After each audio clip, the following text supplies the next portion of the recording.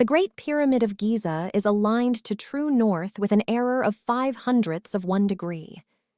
That is more precise than the Greenwich Observatory in London, built 4,500 years later with modern instruments. And here's the uncomfortable part. We still don't fully know how they did it. Not because it was magic, because the knowledge was lost. And the pyramid is not the only thing we lost. Look at the numbers. 2.3 million stone blocks, each one weighing between 2.5 and 80 tons. The base, 230 meters wide, is level to within 2.1 centimeters. That's thinner than your thumb, across 2 football fields of solid stone. For 3,800 years, nothing on Earth stood taller. We know fragments of their method.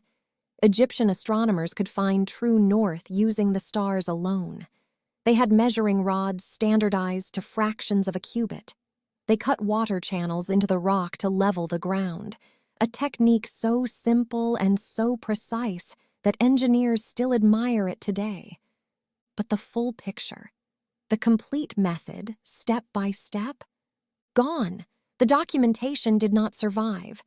And here's the thing. The pyramid isn't even the best example.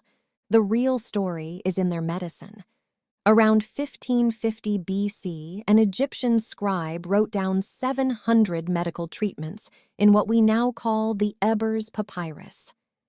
Willow bark, for pain.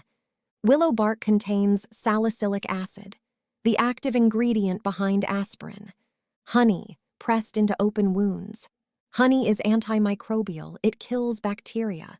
We proved this in a laboratory, 3,000 years later. Moldy bread placed on infections. Mold on wounds. Centuries upon centuries before anyone had ever seen a bacterium or spoken the word antibiotic. They didn't know why any of this worked. They had no germ theory, no chemistry. What they had was something we underestimate. Centuries of patient, recorded, empirical observation. Try something, watch what happens, write it down, repeat, for 100 generations. Now look up. Egyptian astronomers tracked the rising of Sirius so precisely that they could predict the flooding of the Nile, the single event their entire civilization depended on. Their calendar was more accurate than the Julian calendar Europe would still be using 1,500 years later. And in Alexandria, in the 3rd century BC, a man named Eratosthenes measured the circumference of the entire Earth. Using 2 sticks, 2 shadows, and geometry. He was off by about 2%. So here is the question that should bother you. If they knew all of this, why did we have to discover it again? Because we didn't inherit this knowledge. We burned it. The Library of Alexandria held hundreds of thousands of scrolls. Egyptian medicine, Greek geometry, Persian astronomy, Babylonian mathematics, the accumulated memory of the ancient world, in one place. And over the centuries, through fires, wars, and political purges, it was destroyed. Not in one dramatic night, the way the legend tells it. Slowly, piece by piece, which is somehow worse. No backup, no second copy. When a scroll burned, the knowledge inside it simply stopped existing. Think about what that cost us. The pain relief inside willow bark was written down around 1550 BC. Aspirin was patented in 1899. That's a gap of nearly 3,500 years. Egyptians were putting mold on infected wounds in the Bronze Age. Penicillin was discovered in 1928.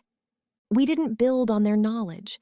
We lost it, forgot we ever had it, and then spent centuries rediscovering it from zero, while people died of things the ancients already knew how to treat. One last thing, to put it all in perspective. Ancient Egypt lasted 3,000 years.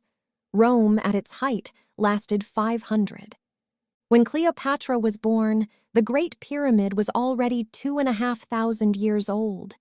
Ancient history, to the ancients themselves. Cleopatra lived closer in time to the moon landing than to the construction of that pyramid. We look back at them and see primitives. They would look at us and ask a fair question. You had all of our notes. What took you so long? If you want to know what else history quietly lost, that's what this channel digs into. The next one is already coming.